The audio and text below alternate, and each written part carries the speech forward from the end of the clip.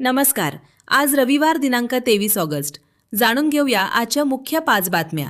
आपण ऐकत आहात मराठी अपडेट समूहाचे दररोज सकाळी 7:30 वाजता प्रसारित होणारे Marathi update morning news podcast. Swami Ramanand Tirth Marathwada विद्यापीठातील रसायनशास्त्र संकुल आणि भौतिकशास्त्र संकुलामधील संशोधकांनी आंतरराष्ट्रीय स्तरावर उल्लेखनीय यश संपादन केले असून संशोधक रुपाली आर देशमुख, हर्षदा ए बार्वे आणि डॉक्टर कृष्णा चैतन्य गुंतुरू यांच्या संशोधनाला रॉयल सोसायटी ऑफ केमिस्ट्रीच्या प्रतिष्ठित न्यू जर्नल ऑफ केमिस्ट्री या आंतरराष्ट्रीय संशोधन नियतकालिकेत स्थान मिळाले आहे.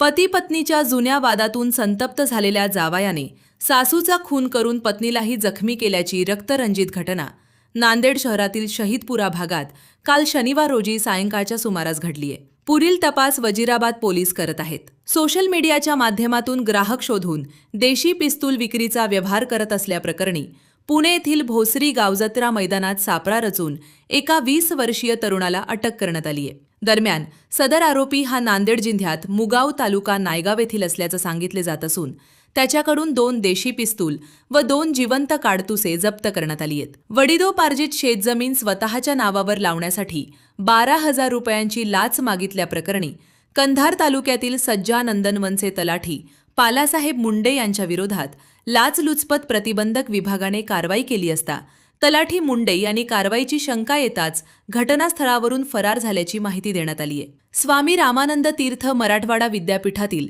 माध्यमशास्त्र संकुलाच्या कॅम्पस फिल्म क्लब व federation of film societies of India यांच्या संयुक्त विद्यमाने तिबेटियन चित्रपट द कपचे प्रदर्शन करण्यात आले.